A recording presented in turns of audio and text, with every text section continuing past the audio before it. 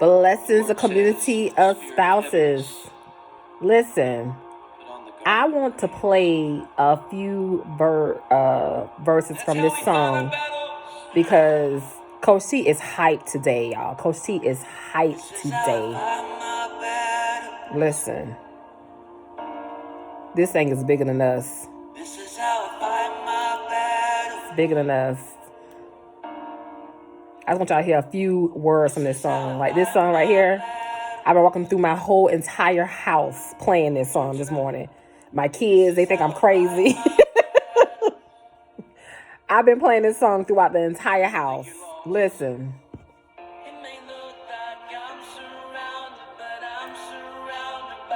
Come on, Jesus. It may look like.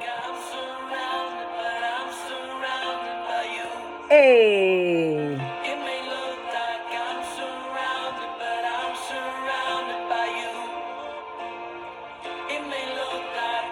Come on now. This is how I fight my battles. Hey. Listen. I had to play that song for y'all. I had to play that song for y'all this morning. Jesus come. You know, so we didn't have church today. They canceled church because of Corona. Corona trying to take over, but the blood is against it. The blood is against Corona. All right. So we had church online. And, you know, our pastor spoke today. Our seasoned pastor spoke today. And he said something that just stood out to my entire soul today, kind of regulated with what I already been kind of standing on and dealing with. And so I thought it will only be right. It will only be fair for me to come and share with you today what that was, that revelation. And so I want to share some Bible with you today. Because it wouldn't be fair for me not to share Bible to you and break this thing down to you, what I feel like the Lord has placed in my heart. Now, I told y'all yesterday I was not going to come on here and talk about the coronavirus because I am a believer. I am standing on God's word concerning that, even though we still have to be precautious and use wisdom. And that is still my stance on that. But some of these Bible verses probably could be used for the ones who are struggling and dealing with that. Maybe some fear has come upon you, but this is not what I am relating this to. These Bible verses that I'm relating this to is coming for you for your marital covenant, Because even though we got the coronavirus stuff going on, listen, other people are still dealing with real life stuff. Not saying that the coronavirus is not real life stuff. It is. But other people are still trying to figure out, how am I get my bills paid? This man is tripping. This woman ain't here. What's going to happen here? What's going to happen tomorrow? People are still dealing with some real life stuff. And so I thought I'd come on today and share with you. This is bigger than us, people. This is bigger than us. And so I want to start out of 2 Corinthians 5. I'm going to start from 20 to 21.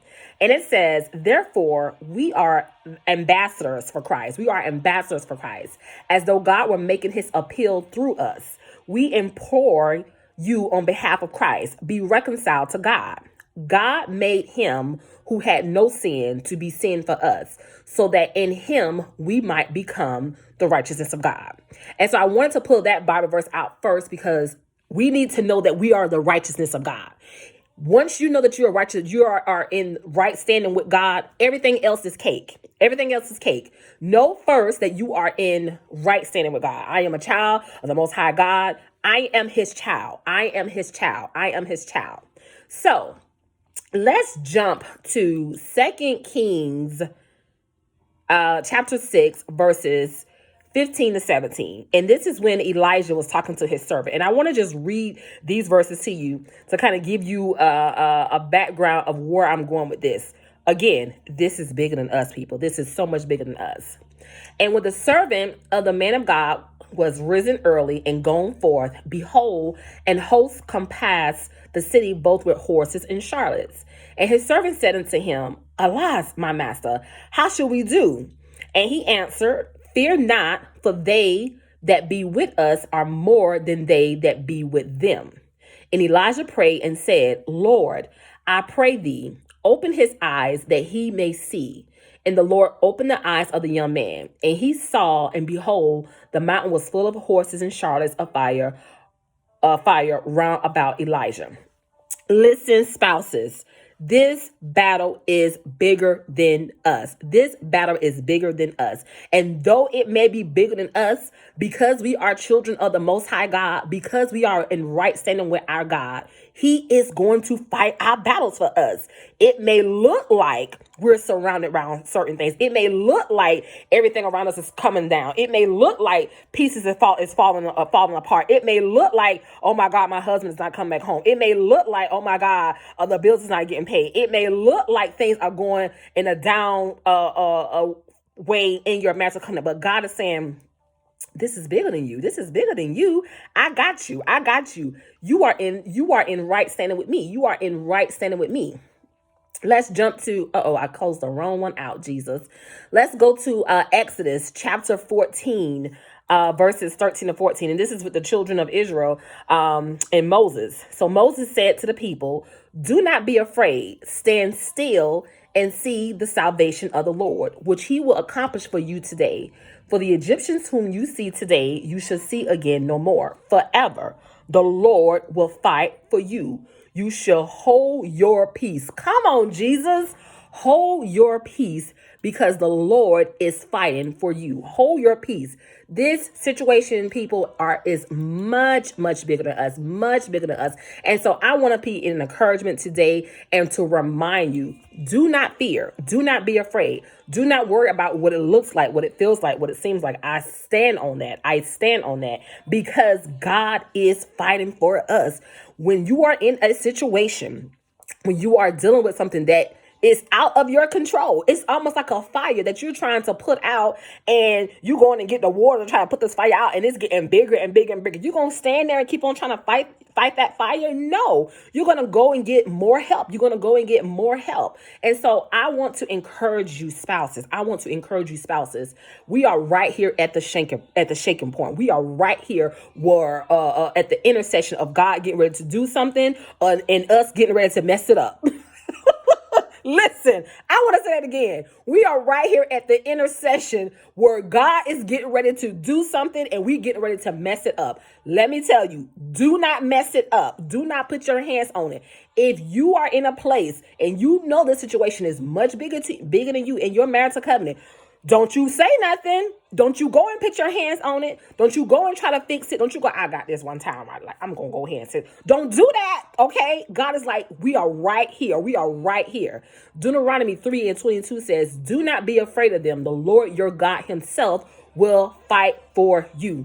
Because we are the children of the Most High God, He is fighting for us. He is fighting for us. Let me just go to this one more Bible verse, because that just came in my spirit just then. God is fighting for His children. He is fighting for us. We do not have to fear. We do not have to worry about what it looks like. We do not have to worry about how it's going to turn out. However it turned out, God is going to make it turn out for it to all work together for our good. For everything to work together for our good. For all of it to work together for our good. Okay.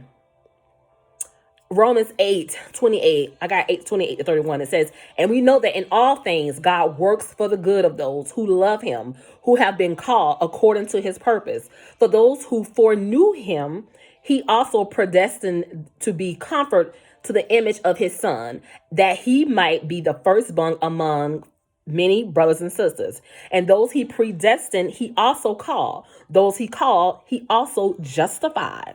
Those He justified, He also glorified. What then shall we say in response to these things? If God is for us, then who can be against us? If God is for us, spouses, then who can be against us? God is fighting for you in your marital covenant.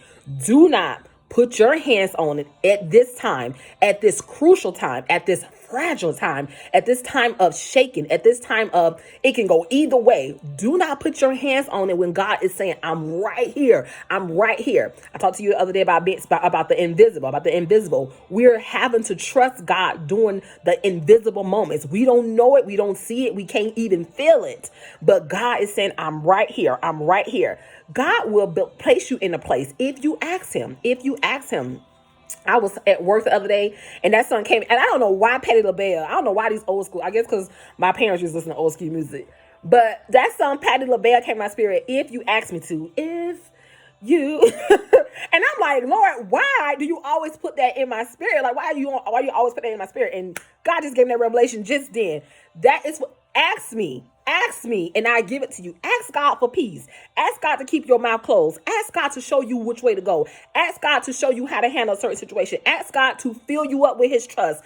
Ask God to build you up in faith. Ask God to come through for you. Ask him. Patti LaBelle said, if you ask me to, I just might change my mind. God has said, I am here. Ask me, and I will do it for you. And for these last few days, even though, I don't watch the news. Like, I just don't watch the news. Like, I'm not a news person. My husband always been our newscaster, okay? And so I was here, and the Lord told me, he said, just cut the news on. Just cut the news on. And I'm like, So I cut the news, and I'm seeing they done close all these kids' school. Now, that's a problem already, okay? First of all, Lord, I don't think this is from you because y'all closing schools and stuff. This is foolery. All right. And this is not from God. Let's just be very understanding of this. This situation that's taking place right now is not from God. This is not from God. God is not the author of suffering. God is not the author of putting sickness on you. God is not the author of that. But sometimes God will allow these things for his judgment. Sometimes God will allow certain things to happen for us to turn our heads and look a certain way and turn more to him and lean and depend more on him. And so I turned the news on or whatever and was listening to some of the things they were just saying. And it's just like, people, y'all got to come all the way down. You got to come all the way down. If you do not have the word of God in you, this thing will eat you up. This thing will eat you alive. But just like this corona thing, just like any other situation in your life will eat you up if you do not have the faith of God. If you are not the righteousness of God, if you are not his child, if you're not standing and following his commands, not just when you're going through troubled times, not just when things are going bad for you for that moment, not just temporarily, but you have to be persistently following God and doing what it is that he would have you to do. You have to be consistently standing on his word and believing him. A lot of us are standing on Psalms 91. I think it's Psalms 91 and 3. Let me just pull that one up right quick. Psalms 91 and 3. Surely he will deliver us from the snare of the flowers, from the deadly pestilence. God is for his people. Period. God is for his people. Now, the Bible does tell us that in this life, in this world, we will have tribulations, but don't worry about it. God has already overcome the world. That's why he sent his son, Jesus Christ. He has already overcome the world. Listen, the Marital Covenant is one of the oldest institutions in the entire Bible. It's one of the oldest institutions that God created. But guess what? He still honors it. Guess what? He still wants you to do what you're supposed to do in it. Guess what? He still is going to come and fight for you concerning your marital covenant. Don't think that God has overlooked you. Don't think that God is ignoring your feelings. Don't think that God has not seen your tears. Don't think that God has not seen your faithfulness. God honors faithfulness. God honors what you're doing in your marital covenant. So I want to encourage you to continue to do what is right. Continue to do what's right. If you can't say nothing in faith, as my pastor said today, then don't say nothing at all. Those were his words. If you can't say it in faith, then don't put your mouth on it. Don't say nothing at all. Like, Lord, I don't really know what to say in this situation. Lord, I don't really know how to handle this situation. Hold my tongue back. I don't really know how to respond to this. I don't really know, how to respond to this. Lord, hold my tongue back. This is bigger than us. And when it's all said and done, and when it passes, and when it goes, and when we look back over this time and these years and these moments, and we're going to say, man, it was nobody but God. Stand still, spouses, and see the salvation of the Lord. He is fighting for us. This situation is bigger than us. God is fighting for you in your marital covenant. Blessings.